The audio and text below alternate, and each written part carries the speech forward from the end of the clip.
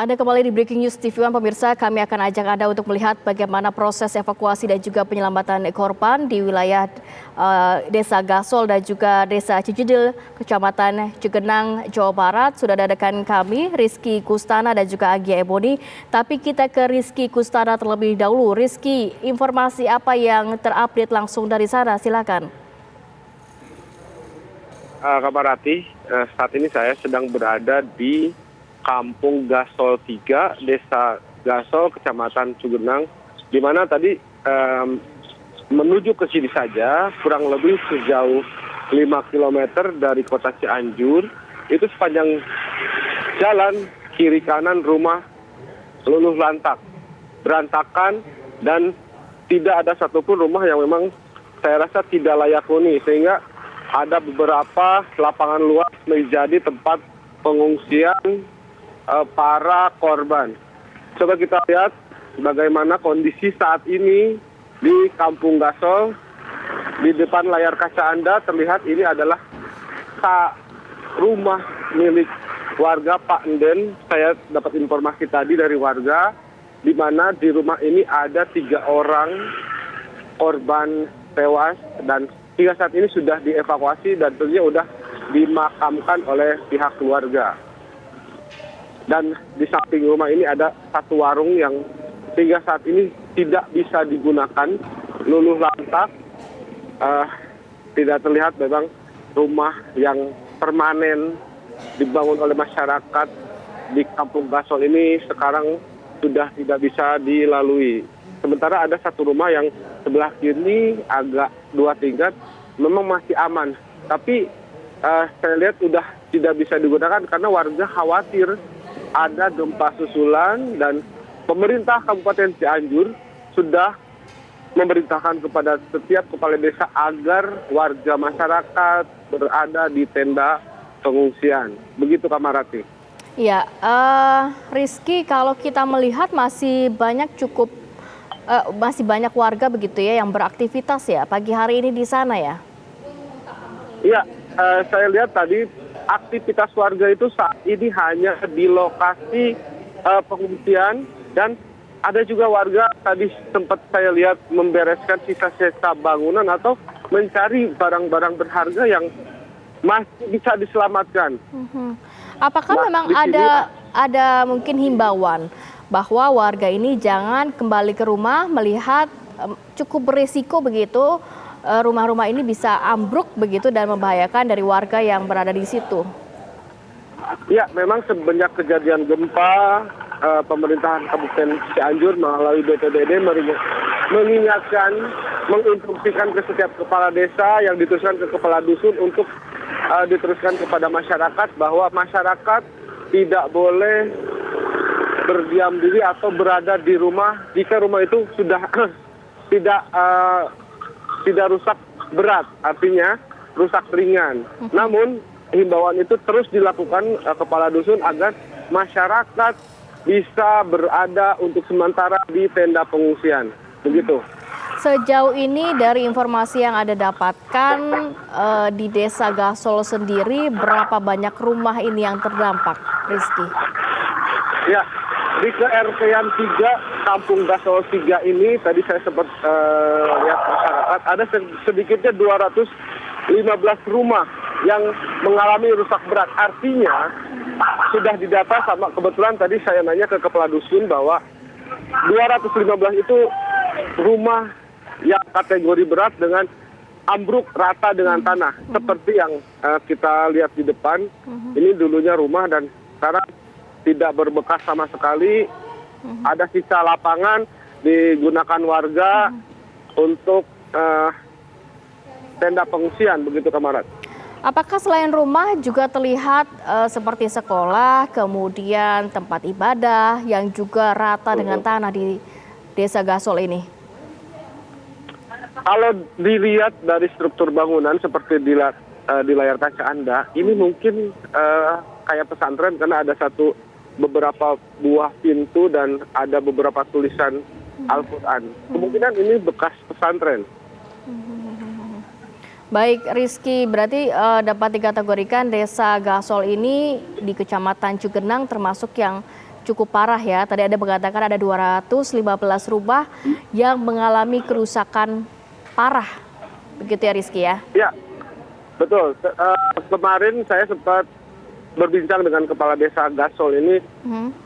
Dia mengatakan bahwa 100% rumah di sini rusak dan 97% rata dengan tanah. Baik.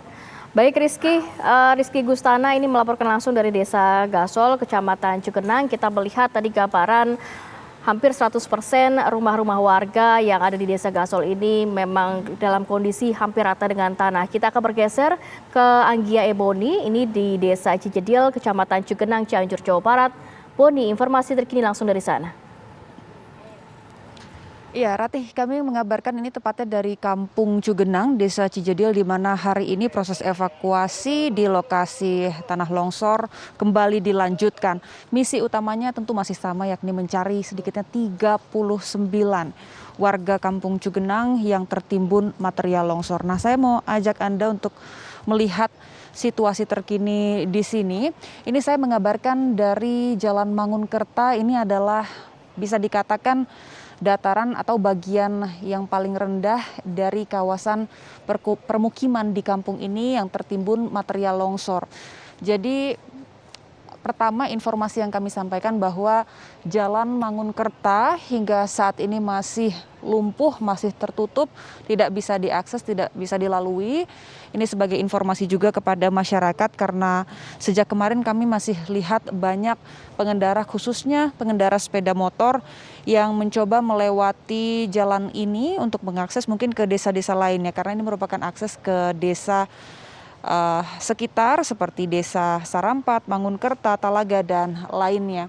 Jadi memang kondisinya hingga saat ini masih tertimbun tanah longsor dan proses evakuasi masih terus berlangsung. Nah, yang tampak di layar kaca Anda pemirsa adalah para personil gabungan, tim SAR gabungan yang saat ini sudah memulai aktivitas evakuasi. Kalau di awal-awal pencarian, sejumlah ekskavator diterjunkan ke titik kami mengabarkan yakni di bagian bawah dari kampung ini, di bagian yang lebih rendah, tetapi sejak kemarin siang ekskavator yang dioperasikan ini diterjunkan ke bagian yang lebih atas, di bagian yang kalau Anda bisa lihat di sana banyak petugas SAR di sana. Walaupun untuk pagi ini ekskavator belum dioperasikan, kami juga masih menunggu. Ini personel gabungan tengah bersiap untuk memulai proses evakuasi. Nah, untuk pengoperasian alat berat memang dipindahkan ke atas karena kalau pengerukan ataupun pembuangan material longsoran ini difokuskan di bawah, dikhawatirkan justru nantinya malah akan menimbulkan longsoran baru dari bagian yang lebih tinggi atau bagian perkampungan yang lebih atas. Gambaran juga bagi Anda Rati dan pemirsa kalau Anda bisa lihat ini timbunan tanah longsor cukup tinggi sekitar 20 hingga 30 meter.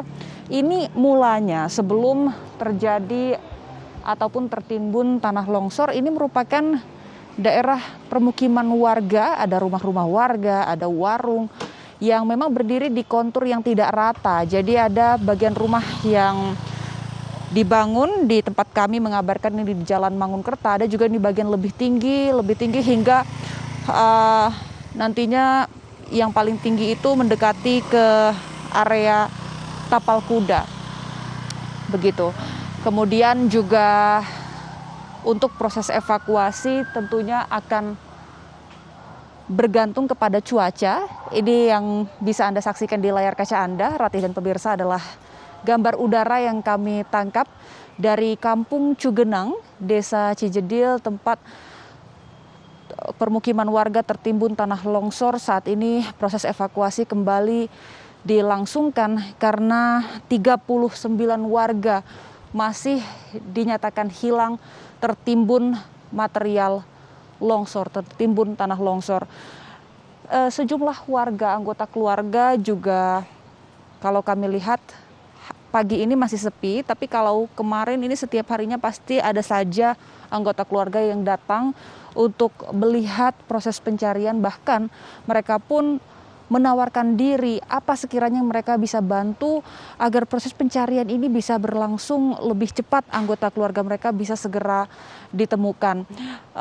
Untuk kawasan ini, kawasan permukiman di Kampung Cugenang maksud kami, saat ini sudah tidak ada warganya yang bertahan di rumah, yang masih bermukim di sini, artinya sudah mengungsi seluruhnya, karena kalau kita sedikit bandingkan dengan desa-desa terdampak lainnya, masih banyak warga yang bisa mendirikan tenda seadanya mungkin dengan terpal di depan rumah mereka ataupun di lahan-lahan kosong yang ada di sekitar rumah mereka, tapi kondisinya berbeda dengan Kampung Cugenang ini karena memang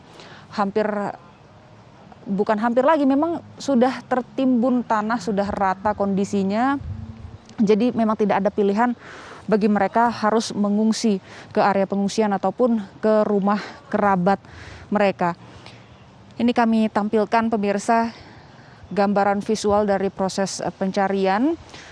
Hingga saat ini Ratih dan pemirsa memang belum ada warga yang berhasil ditemukan. Tetapi kalau kami tanya kepada tim SAR di lapangan sejak 2 hari yang lalu, sebenarnya mereka mengatakan sudah mulai bisa memetakan ataupun memperkirakan ada di sinilah titiknya ada warga.